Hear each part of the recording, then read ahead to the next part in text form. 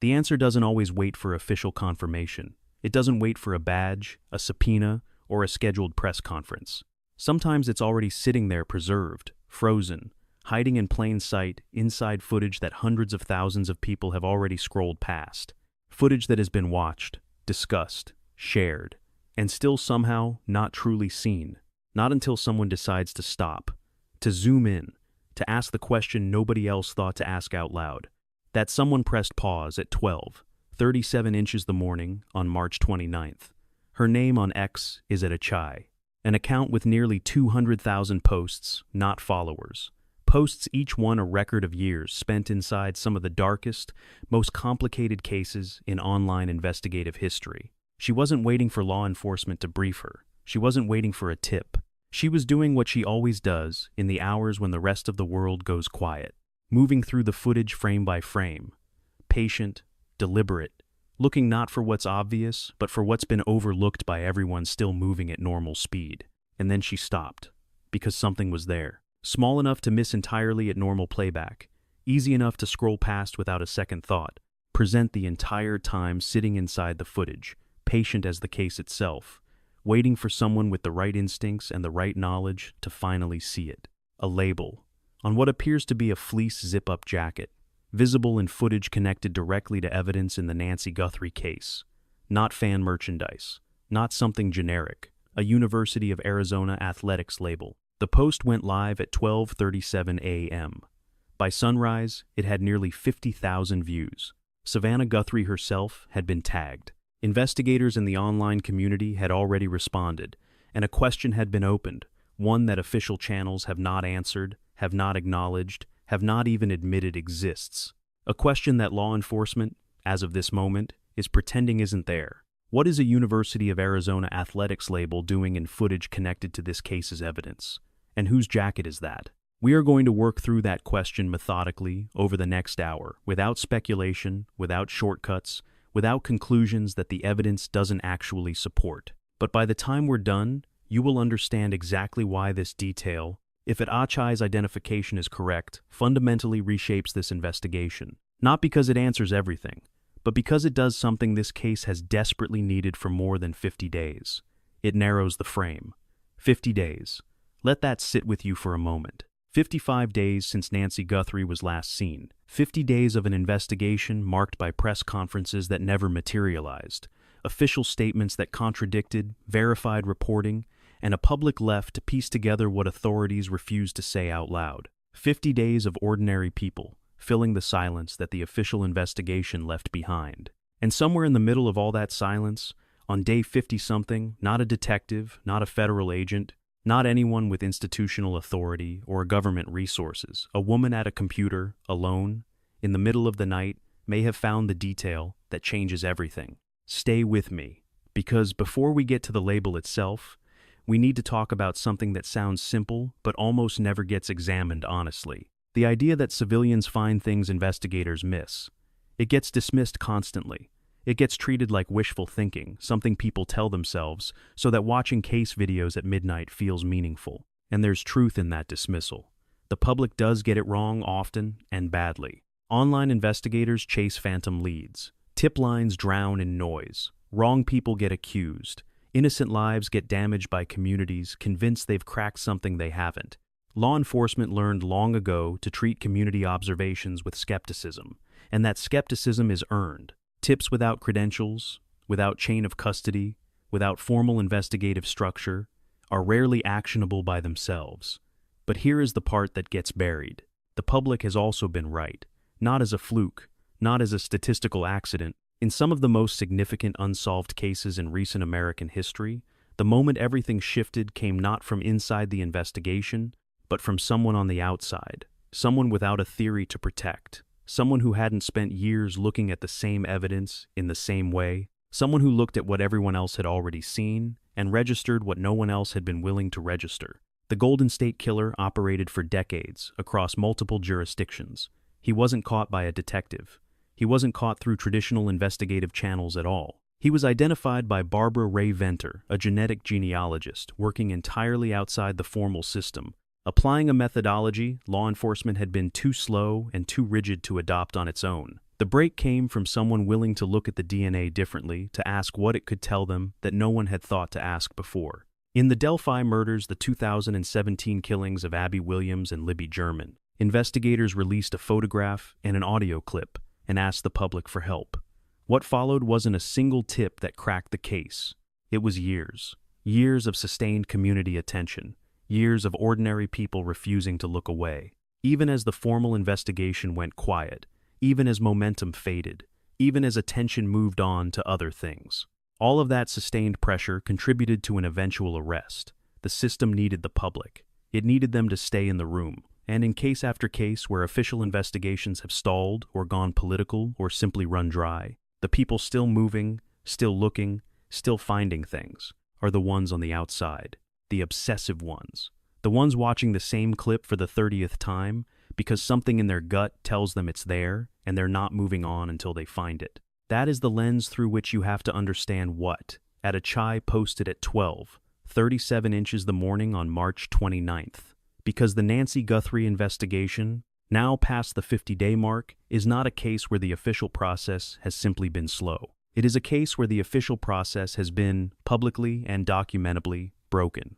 The Pima County Sheriff's Department received a formal no-confidence vote from its own people. Sheriff Chris Nanos made public statements that contradicted details confirmed by other verified sources. Statements that left Nancy's family, outside forensic experts, and national-level journalists visibly, on the record, frustrated. The FBI was brought in not as a supplement, but as a correction. And Savannah Guthrie, Nancy's sister, a national broadcast journalist, sat down on the Today Show and told the public things about her sister's case that the Sheriff's Department had never acknowledged. Things from inside the investigation, things about blood evidence, about behavioral patterns, about a case that people close to it describe as having been quietly, deliberately reoriented away from the early public suspects, towards someone who has never been named out loud. And through all of that, through the no-confidence vote, the FBI takeover, the televised family disclosure, the forensic details seeping into public reporting, the official statement count from the Pima County Sheriff's Department has been functionally zero. So the public kept looking. And on the night of March 28th, crossing into the early hours of March 29th, achai found something that warranted looking at very closely. Before we get to what she found, we need to understand who she is, because credibility matters here, and credibility in online investigative communities is not granted by a title. It is built over time, post by post, case by case. 100 posts is someone who created an account and tested the water. 10,000 posts is someone who became a regular, a real participant. Nearly 200,000 posts is something different entirely. That is someone for whom this work is not a hobby and not a distraction. That is someone who has operated inside these communities long enough to understand where the line is between analysis and speculation, and to know, from hard experience, what happens when that line gets crossed. Long enough to have been wrong before, and to have learned what being wrong costs. Long enough to have built a reputation or lost one based on the quality of what they put into this space. achai sits at nearly 200,000 posts. Not followers. Posts. That is output. That is documented engagement. That is a track record. And in the early hours of March 29th, that track record is the first reason to take her observation seriously. She was working the footage the way she always works footage. Methodically, frame by frame, applying the kind of focused attention you can only develop through repetition. And she found something she was now certain of. Here is exactly what we can verify directly from the post, without interpretation, without inference. March 29th, 12:37 a.m. achai, post to X. She tags Savannah Guthrie. She tags 3 additional accounts. The post describes a specific visual observation from footage connected to evidence in the Nancy Guthrie case. A label on what she identifies as a fleece zip-up jacket, which she reads as a University of Arizona athletics label. Her phrasing is exact, and it matters. She says she is super confident with this one. Deliberate emphasis. Deliberate capitalization. This is not hedging. This is not uncertainty dressed up as observation. This is someone who has looked at evidence footage for years, across multiple high-profile cases, telling her community in plain language that she is certain. She also makes clear she is not done. She commits, publicly, to producing a higher quality video to document the observation more precisely. and then formally submitting that documentation to law enforcement. That distinction will matter enormously. We'll come back to it. The community response is immediate. At True Crime Balabra replies, "I totally see it." By the end of that day, 48,900 views. Now I need to be completely clear about something because this is the point where intellectual honesty becomes non-negotiable. What achai found is unconfirmed. The FBI has not commented. The Pima County Sheriff's Department has not commented. No investigative authority has acknowledged this observation, validated it, or connected it to any formal lead. What we have is a credible observer with a documented track record making a specific, high-confidence visual identification from evidence footage, tagging it to a relevant party, and committing to a formal submission process. That is not the same as confirmed, but it is also not the same as random noise.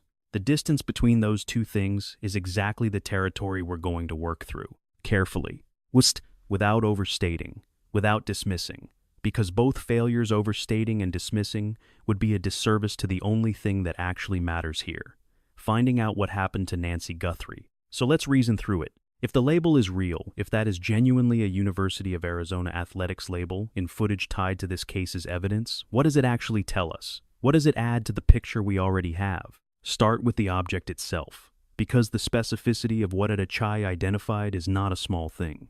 She did not describe a Wildcats logo on a mass-produced t-shirt. She did not describe a bumper sticker. She did not describe the kind of generic fan merchandise you can find in any sporting goods store in any state with a college team. She described a University of Arizona athletics label, department-specific institutional branding on a fleece zip-up jacket. That is a meaningfully different category. University of Arizona apparel exists across a wide spectrum. At the broadest end, you have mass-market fan gear. The Wildcats, hats and t-shirts, sitting on shelves at Target and Dick's Sporting Goods, bought by people who have no relationship with the institution beyond watching games on television. That gear is essentially anonymous. It tells you someone roots for the team. In Tucson, that describes a significant percentage of the city's population. At the narrow end, a different category entirely. Athletics department-specific apparel. Gear associated with the formal machinery of a major NCAA program. Its coaching staff, its support infrastructure, its athletes, its operational ecosystem. A fleece zip-up with department-specific labeling doesn't sit at the broad end of that spectrum. It sits toward the other end, the institutional end. That doesn't make it impossible for a casual fan or an unaffiliated person to own. Items like this circulate. They're sold, gifted, resold. But the default association, the population most likely to own and routinely wear this specific kind of gear, skews toward people with a real, functional connection to the program itself. The point isn't that the label proves affiliation. It doesn't, by itself, prove anything. The point is that it represents a category, a profile, a degree of institutional proximity, and that category, layered on top of everything else this investigation has already produced, points in a direction that is not inconsistent, not even slightly, with where the evidence has been pointing from the beginning. Now, consider who actually wears University of Arizona athletics gear in Tucson on a normal day.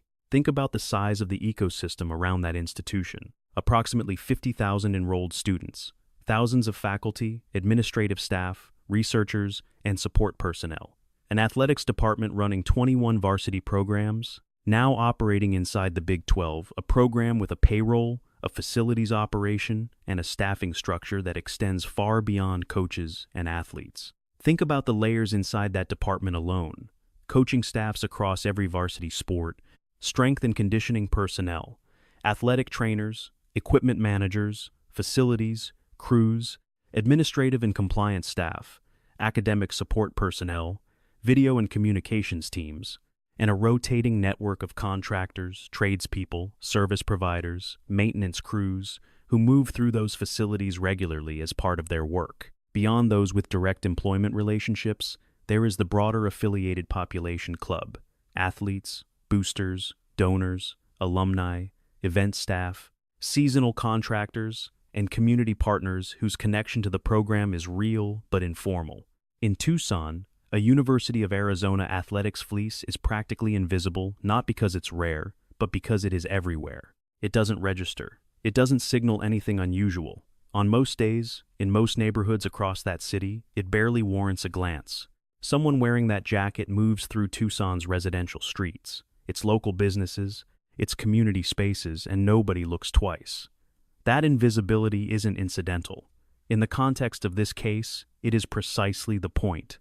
Because investigative profiles built around this case, from behavioral analysts and retired law enforcement professionals who have spoken on record, have consistently described the same kind of person. Someone who had access to Nancy's world without triggering alarm. Someone whose presence around her did not raise flags.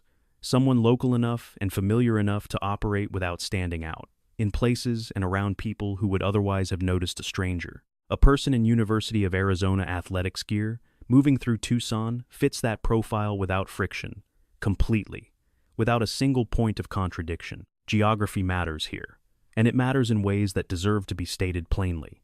The University of Arizona is not a campus sequestered from the city around it. It doesn't have clean edges. It bleeds into Tucson. Its institutional boundaries blur into residential neighborhoods. Its students live throughout the metro area. Its staff commute from every direction. Its contractors and service providers circulate through a network of streets that connects the campus to the city around it. Its athletic facilities sit embedded in a surrounding landscape of homes, local businesses, and community spaces. Nancy Guthrie lived in Tucson. She disappeared in Tucson. This investigation is a Tucson investigation. The Pima County Sheriff's Department, the FBI field office, both operating in a city where the University of Arizona is one of its most defining, most embedded institutions. One of the largest employers in the region. One of the most visible threads running through the city's economic and social fabric. This is not a geographic anomaly.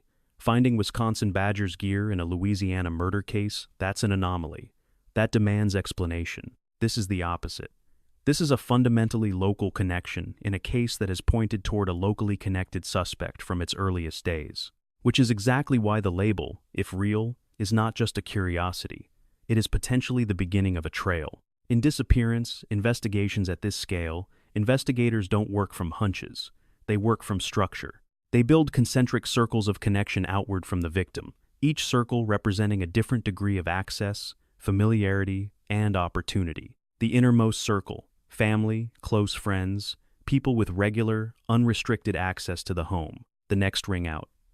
Periodic contacts, service providers, neighbors, contractors, acquaintances with reason to be present but not always present. Further out still, people connected by geography, by shared spaces, by community people whose paths could have crossed with the victims in ways that weren't obvious or documented. Throughout all of those circles, the question is always the same. Who had reason to be in certain places, and who would not have stood out being there? A University of Arizona affiliation, any affiliation. Formal or informal places, someone inside Tucson's most identifiable institutional network. A student, a staff member, a contractor servicing athletics facilities. Any of them would have a documented relationship with a local institution, would be traceable through institutional records, and would have a plausible, unremarkable reason to appear in the geographic territory this investigation covers. And, when you factor in the investigative thread around the FBI's name list work, the building of rosters of locally connected individuals with specific characteristics, a University of Arizona connection places someone squarely inside the kind of documented local network that investigators working that thread would be cross-referencing. Employment records, student enrollment databases, contractor invoices, event access logs, staff directories, badge and facility entry records. The University of Arizona generates all of this. It generates it continuously, systematically, across every department. And with the right legal authority, with a subpoena, all of it is accessible. In a case that has been defined by the difficulty of identifying who had access, and the right kind of access, and at the right moments, a University of Arizona athletics connection doesn't just add a person of interest. It adds a searchable institutional database behind that person, a paper trail that already exists. Records investigators can pull without creating them from scratch. Cross-references, already structured, already organized, already waiting. Now, let's lay the label alongside the evidence threads this investigation has already produced, because this is where a single observation either fits the existing pattern or it doesn't. Thread 1. The blood evidence. Savannah Guthrie didn't give a generic family statement. She sat down on national television on the record, on a verified broadcast platform, and described specifics about the evidence in her sister's case that official channels had never disclosed. Things that had no business being discussed publicly, and yet she discussed them. Blood on the front doorstep. Forensic analysis, corroborated by reporting from News Nation and other verified outlets, indicating an indoor origin, not a street crime, not a forcible external entry. The patterns, as interpreted by forensic analysts, pointed to something that starts inside, in a place Nancy already was, in a place where she felt, at least initially, safe, where the person with her did not read as a threat. That is not the signature of a random encounter. It is not the signature of a stranger forcing entry. That is the signature of access, of proximity that didn't feel dangerous until it was too late, of someone Nancy let into her world or someone already in it. Now, hold that picture next to the jacket, next to the label. If the person connected to that label was known to Nancy, if their presence in her home or in the spaces she inhabited would not have triggered alarm, then the blood evidence and the athletics label aren't two separate details pointing in two separate directions. They're describing the same person, from different angles. One tells you about the nature of what happened, the other tells you about the nature of who did it. Thread 2. The tradesperson behavioral signature. This is the behavioral clue that retired law enforcement analysts have referenced in connection with this case quietly, but consistently. A flashlight held in the mouth. A specific physical habit. Not something you develop casually. Not something that emerges from office, work, or service industry jobs. It is the habit of someone who works with their hands in confined or darkened spaces. Someone who needs both hands free and needs light simultaneously. Enough times that it becomes instinct. Electricians, plumbers, HVAC technicians, maintenance workers, people who have spent years developing physical habits that are, in themselves, a kind of signature. Now consider what the University of Arizona Athletics Department actually operates. Stadiums, practice facilities, training centers, locker rooms, equipment rooms, storage facilities.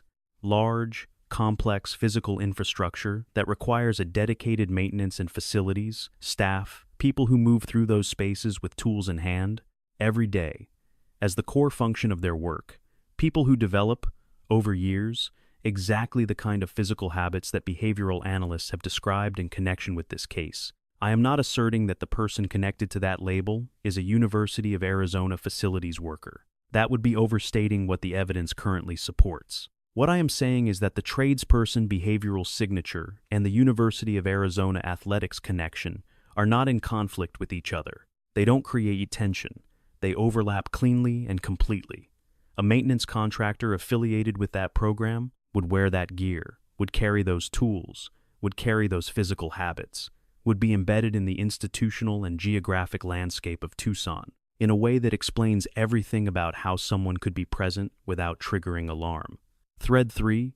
The January 11th significance. January 11th carries weight in this investigation. That much has been stated, on record, by outside experts and analysts who have spoken publicly about this case. It is not a coincidental date. Something about that date matters to the investigation, even if exactly what has not been publicly specified.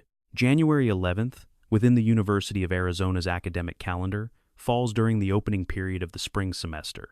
The period when an entire institution reassembles after the holiday break, students returning, staff resuming full operational schedules, athletics programs back in full training and competition mode, facilities running at complete operational capacity for the first time in weeks. It is a moment of institutional reset, when an entire ecosystem that had been dormant or reduced suddenly comes back to life all at once.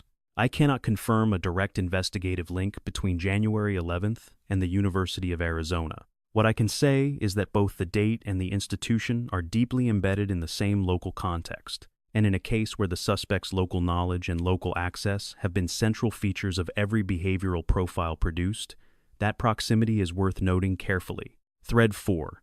The amateur perpetrator profile and the live-in worker connection. Multiple retired FBI agents Jennifer Coffindaffer, Steve Moore, and others who have spoken on verified broadcast platforms have described the behavioral signature of this case in consistent terms. What analysts call an organized non-professional. not a career predator, not someone for whom this kind of crime represents a pattern of behavior across victims and jurisdictions. Someone motivated by something specific and personal. Someone with real, established, intimate knowledge of Nancy's world and daily life. Non-professional enough to leave evidence behind. Local enough, trusted enough, embedded enough to get close without resistance. The live-in worker framework, one of the investigative threads that has circulated within community analysis and the broader behavioral framework of someone with domestic or residential access to Nancy's environment, both describe the same profile: local, known, trusted, not a stranger.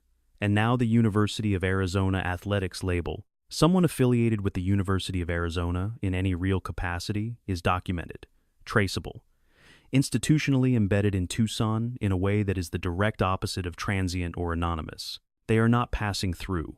They belong there. They have records. An employment history or enrollment history, a footprint inside one of Tucson's most central institutions, which means they are also exactly the kind of person who could move through the spaces this evidence connects to and register as completely unremarkable. There is one more analytical framework worth applying before we bring this together, and it comes from how investigators themselves think about new evidence in cases that are already well developed. They call it confirmatory evidence. A single new observation doesn't need to break a case open to have genuine investigative value. What it needs to do is either validate the direction the investigation is already moving or force it to change course. It has to say one of two things. Yes, you're looking in the right direction, or no, everything you've built needs to be reassessed. The University of Arizona athletics label, if real, says the first. It says, the behavioral and forensic profile you've been building local, known, someone with legitimate access, someone invisible in the spaces they moved through, doesn't become less credible when you add this label to it. It becomes more specific, more targeted, more actionable. This investigation has suffered from the opposite problem: too broad a frame and not enough depth. The label, if confirmed, addresses exactly that. Every serious analyst who has spoken publicly about this case has converged on the same underlying point. The evidence has always been pointing toward a specific person, not a type, not a demographic, a specific individual with specific access and specific, granular local knowledge. The label doesn't name that person, but it moves the frame one increment closer to the point where naming becomes possible. Taken alone, no single thread here proves anything. Each observation, in isolation, is suggestive and nothing more. But taken together, the indoor blood origin, the tradesperson behavioral signature, the weight of January 11th, the organized non-professional profile, and now a University of Arizona athletics label present in evidence footage. You are not looking at random data points scattered across an open field. You are looking at a pattern, and patterns converge. Now, what happens next matters, and it matters because achai was explicit about it. She didn't just post and move on. She committed, publicly, to producing documentation. A higher quality video that captures the visual evidence more precisely, more demonstrably, and then formally submitting that documentation to law enforcement. That is not the same act as a social media post, regardless of how many views that post accumulates. A formal submission to law enforcement, to the FBI, to the Pima County Sheriff's Department, through the established channels for case tips and outside observations, creates something that a viral post does not. It creates a documented moment, an entry in the record, a time-stamped, attributed, formalized report that establishes permanently when this observation was made, by whom, in what form, and through what process. If it later becomes significant, that record matters. That record tells a story about what the public found, when the public found it, and what was done or not done with that information. The relationship between online investigative communities and law enforcement is complicated. I'm not pretending otherwise. Major cases generate enormous tip volume, and the quality of that volume ranges from genuinely useful to dangerously misleading. The resources required to formally process every community observation simply do not exist, which means investigators triage constantly. They make judgment calls about which observers have demonstrated enough reliability to take seriously, about which observations have enough internal coherence and enough specificity to merit actual investigative attention at achai's post. Nearly 50,000 views tagged directly to Savannah Guthrie, who is simultaneously a national television anchor and the missing woman's sister, posted by an account with nearly 200,000 posts of documented community presence, does not disappear into a backlog of unread tips. It doesn't have that luxury of obscurity. Here is something that matters deeply about how public observations function in FBI-involved, high-profile cases. The Bureau does not exist in a vacuum, sealed off from public information. In a case with this level of media saturation, with a family member who is a working national journalist, actively engaged on X, significant observations with significant reach, they are noticed. They may not be publicly acknowledged. They may not produce a visible investigative response, but they are noticed. When an achai tagged Savannah Guthrie, and Savannah Guthrie is actively present in that space, the chain of awareness between a 50,000 view post and the people with investigative authority in this case is not long.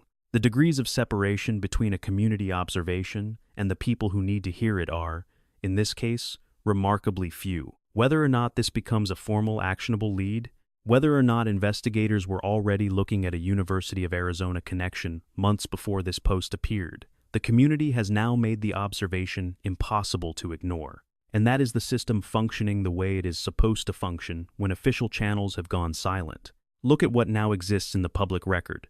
A post, documented. A timestamp, documented. A view count, documented. A corroborating community response, documented.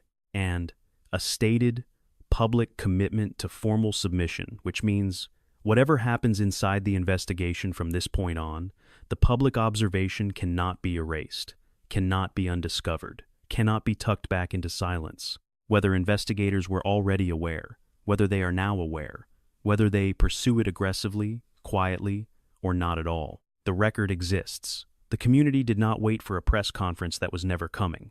The community looked, and when they found something, they said so. That matters in a case where the official communication has been this deliberately, frustratingly absent. It matters because it creates a particular kind of accountability, not aggressive, not accusatory. The quiet, methodical accountability of documentation.